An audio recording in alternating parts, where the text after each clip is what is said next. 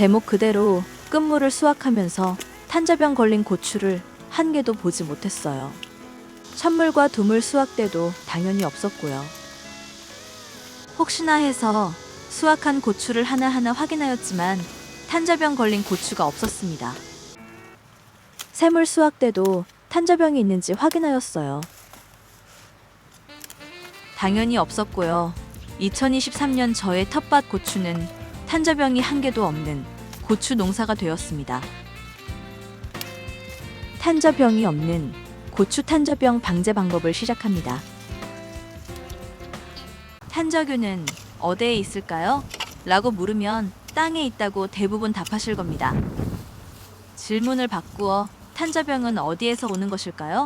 라고 물으면 땅에서 빗물이 튀어 탄저가 온다와 비가 많이 오는 장마철에는 무조건 탄저가 온다로 답을 하십니다.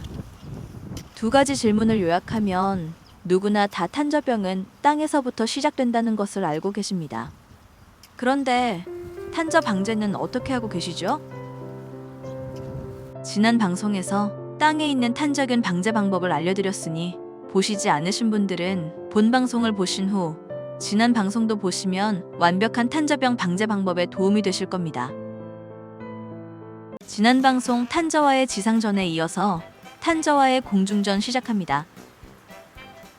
탄저균은 땅에 있는데 땅에다 심은 비닐하우스의 고추는 탄저가 없고 노지 고추에만 탄저가 있는 것일까요? 궁금해서 비닐하우스와 노지의 차이점을 생각해 보았습니다. 땅에다 심는 방법은 비닐하우스나 노지나 같습니다. 차이점은 비닐하우스의 고추는 비를 맞지 않지만 바람에는 노출이 되어 있고 노지 고추는 비바람에 무방비로 노출되어 있는 차이점이 있습니다. 그런데요, 탄저병과 관련이 있는 가능성이 높은 것이 두 가지 더 있었습니다.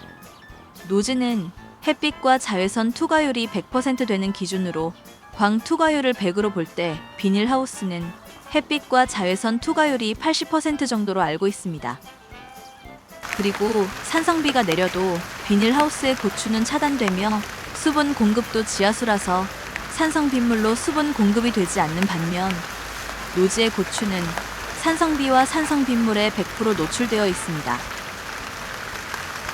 탄저균은 눈으로 보이지 않지만 탄저병은 눈으로 보입니다. 때문에 탄저병 걸린 고추가 보인다면 이미 늦은 것입니다. 탄저균을 볼 수 있는 방법은 고성능 현미경이 있어야 하지만 이런 장비는 전문 연구소나 농약사 정도일 것입니다. 영상을 보고 계시는 시청자 여러분, 막걸리가 좋고 식초가 좋고 등등 탄저 관련 수많은 개인 정보를 내놓고 있지만 이는 의학으로 해석을 하면 건강 보조제일 뿐입니다. 우리 속담에 호미로 막을 것을 가래로 막는다가 있어요. 아프면 병원에 가듯 고추 탄저 관련은 탄저균과 탄저병을 전문으로 연구하여 판매하는 방제약을 사용하는 것이 맞다입니다. 잘 자라던 고추에 갑자기 탄저가 오면 정말 속상하죠. 애써서 방제를 하여도 방제가 안 되고 탄저가 오고 치료도 안 되는 경우의 농가들이 의외로 많습니다. 저는 과학을 믿습니다. 고추 탄저병 방제 방법에 대한 설명을 자세하게 드리니 끝까지 시청하시기 바랍니다. 방제약에 대한 이해와 사용 방법 중요하니 끝까지 시청 바랍니다. 고추 탄저병 관련 방제약은 크게 두 가지로 구분됩니다. 탄저병 예방 약이 있고요. 탄저병 치료 약이 있습니다. 앞에서 설명드렸지만 탄저 예방제는 보이지 않는 탄저균을 방제하는 방제제입니다. 참고로 밥 만들 때 토양에 기주하는 탄저균을 방제하는 토양 살균제를 넣었으니 공기 중 또는 비바람으로 고추에 옮기는 탄저균을 방제하면 되겠죠? 이 예방제를 주는 시기와 방법은 잠시 후에 다시 설명드리겠습니다. 고추 탄저병 치료제입니다. 탄저병 초기에는 바늘 끝보다도 작게 시작되기 때문에 발생이 되어도 알 수가 없어 방제하는 시기와 방제 방법이 모두 다릅니다. 탄저가 보일 때 방제하는 분, 탄저가 보이지 않아도 장마가 시작될 때부터 방제하는 분, 그리고 방제 방법이 모두 다르기 때문에 탄저병 방제를 하고도 성공하는 분과 실패하는 분으로 나누어집니다. 설명이 복잡한 것 같아서 쉽게 알려드릴게요. 고추를 심고 살충제를 줄 때는 꽃이 피기 전까지는 탄저 예방약과 함께 주세요. 살균제는 꼭 침투제를 사용하세요. 살균제가 들어가는 방제는 전착제를 사용하지 말고 꼭 침투제를 사용하세요. 침투제를 사용하여야 하는 이유는 표피 안으로 흡수되어 비가 와도 쓸려 나가지 않아 방제력 효과가 높기 때문입니다. 중요합니다. 살균제 사용 때는 침투제를 사용하면 비가 오기 전과 비가 그친 후 방제를 하지 않아도 되기 때문에 노동력을 줄임은 물론이고요. 방제 효과도 높습니다. 살충제와 탄저 예방약을 같이 줄 때는 전착제와 침투제를 섞어서 사용합니다. 전착제와 침투제 겸용도 있으니 겸용을 사용하면 더 편리하겠죠?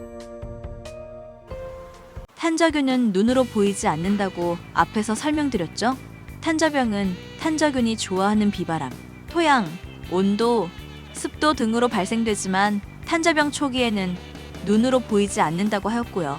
꽃이 피기 시작하면 누구도 예측이 어려운 어딘가에 있을 보이지 않는 탄저균도 잡고 탄저병도 잡는 방제를 하여야 합니다.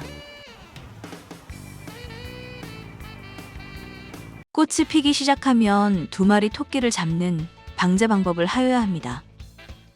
탄저 예방제와 치료제를 동시에 주며 전착제보다는 침투제를 첨가합니다. 침투제를 첨가하면 비가 와도 흡수되어 방제 효과가 떨어지지 않으며 비 오기 전과 비 온 후에 다시 주지 않아도 되는 편리함이 있습니다. 저의 경우는 날씨 관계없이 2주에 한 번 줍니다. 많은 분들이 희석량을 착각하는 분말로 된 탄저병 방제약입니다. 물 20리터 기준 권장량은 40g으로 되어 있죠? 20ml 약 스푼으로 40g을 계량해 보겠습니다.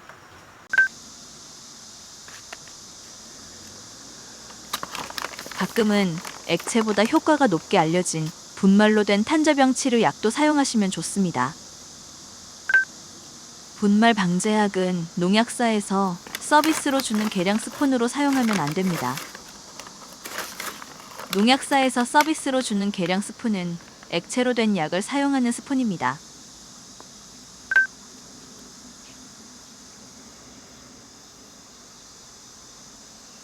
액체약은 밀리리터로 계량되며 분말약은 무게로 계산하여야 하는 큰 차이가 있습니다. 차이가 많이 나죠? 분말 탄저약은 저울이 없을 경우 농약사에서 주는 스푼으로 2배입니다. 권장량이 20g일 경우 1스푼이 아니고 2스푼으로 주셔야 방제가 됩니다. 탄저 없는 고추는 지상 방제부터 공중 방제까지 하셔야 합니다. 탄저병은 남들처럼 방제를 하였다 보다는 어떻게 방제를 하였나가 중요합니다. 참고로 칼슘 부족 고추밭에는 탄저병도 더 심합니다. 그러니 이미 방영한 밥 만들기 편도 보시기 바랍니다. 꽁꾸는 텃밭? 그거 나도 보는데 가끔